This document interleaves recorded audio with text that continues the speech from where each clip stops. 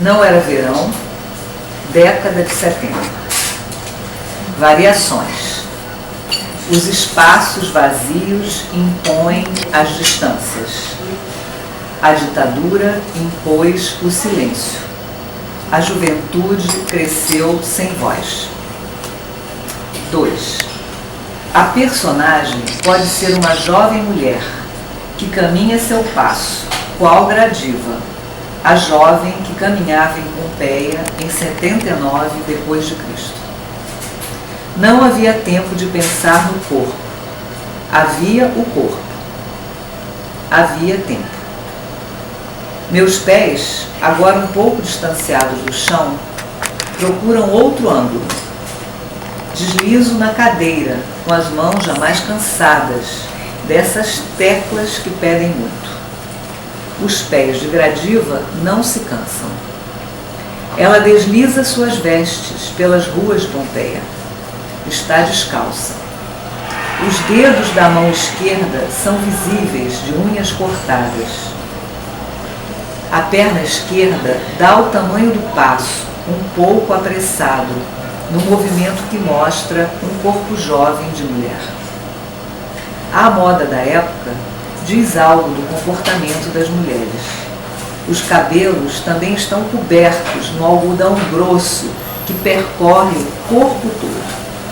Um corpo leve, que avança antes da erupção do vulcão. Algum perigo precipita-se de imediato. Diante da década de 70, Ipanema, em areias quentes de dunas altas, favorece novas experiências, inclusive musicais. A música enche os auditórios de jovens que querem falar. 3. Contemplo o céu-verão nas noites de lua. Vejo, com as retinas abertas, a obscuridade de toda uma época. As constelações, tão nítidas quanto distantes, passam diante de mim. Não consigo contar as estrelas. O presente brilho caminha aos poucos, levando junto os sonhos.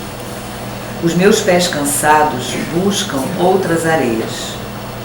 Os gestos, que podem ser de ar e de pedra, nos fazem crer que a jovem Gradiva importa, sobretudo, por carregar o movimento do corpo na perseverança do mármore. O jornal da época circulava nas areias. O Pasquim contribuía na formação da juventude fora dos ambientes acadêmicos. Ríamos e líamos, e vice-versa. Subvertia-se o humor? Rolava por ali também alguma resistência séria. As palavras das mulheres saboreavam o tom de nosso tempo. Poemas de Adélia Prado e entrevista com atrizes de teatro, fora e dentro dos palcos. Cenas do cinema brasileiro, comentadas com um humor felino, formavam o contexto da história. 4. A Gradiva de Jensen, retomada por Freud, seduzirá também André Breton, Salvador Dalí, Roland Barthes e outros. Ela caminha pelas areias entre as pedras da cidade. Parece estar distante, mas mantém o olhar fixo em um jovem homem do outro lado da calçada. Os corpos se aproximam sem pressa. Na cena não há ninguém por perto. Apenas um cachorro dorme encostado na pedra, logo na saída do grande teatro do outro lado da rua. Se pudéssemos descrever alguma coisa mais, seria o barulho da água que corre ali perto, mas que não vemos. Os corpos agora se tocam rapidamente.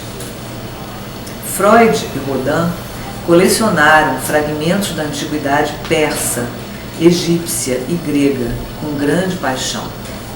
Freud em Viena e Rodin em Paris. Todos dois começaram suas coleções em 1890. O fragmento da antiguidade nos fala uma língua a ser decodificada. ele traz o arcaico em traços, sinais, impressões. Rodin parece preferir as formas da natureza. E Freud observa o fragmento como digradiva, que carrega na imagem algo do arcaico da humanidade. 5. Quando eu me pergunto se o tecido de algodão antigo pesava mais que o véu de uso diário, não encontro dúvida na resposta para um grande sim. As mulheres, envoltas em panos, na Itália e na Grécia Antiga, mantinham com o chão uma proximidade tão natural como hoje assistimos na nudez em destaque. E o corpo carregava em dobras o pouco que se expunha nas muitas pontas do algodão, em geral de cor clara, mas insisto que as cores areia e laranja também apareciam com frequência, assim como os tons de azul e verde. Sobre o azul e o verde das paredes desbotadas pelo vento e pelas águas, na frequência entre espaço e tempo, percorro minha imaginação lenta, com as pupilas abertas, nesses arranhões gravados a céu aberto. Há e ainda haverá, por algum tempo, os sulcos com as marcas dos dedos que pintaram as paredes de Pompeia. Um pequenino retoque aqui, um arranhão mais forte do outro lado, bem perto daquela grande porta em arco. São os homens em seus traços que retornam com seus hábitos e manias. A presença de um lagarto sobre a pedra e próximo ao pé da personagem é uma das sutilezas desta fantasia pompeana. Naquela Pompeia de 80 anos depois de Cristo, de quase 80 anos depois de Cristo, havia muita festa e muita música. A brisa soprava quente. 6. Se a antiguidade guarda mesmo a presença do arcaico da humanidade, ela se revela principalmente em traços nas obras de arte. Mas em Freud, o que comparece na teoria diz da linguagem humana e de pedaços da história do homem, sobretudo na fala de seus pacientes. Ela, a nossa gradiva, uma imagem feminina em deslocamento, comporta algo do mistério da mulher.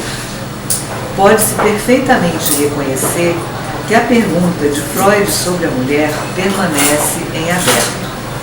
Para onde caminha uma mulher que caminha? Ou na forma mais conhecida e desdobrada, o que quer uma mulher?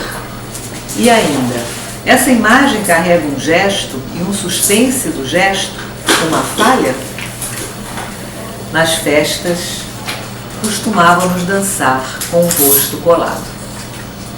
O compasso pequeno da bossa nova, marcado pelo movimento dos pés, acompanhava as batidas do coração. Esse então é o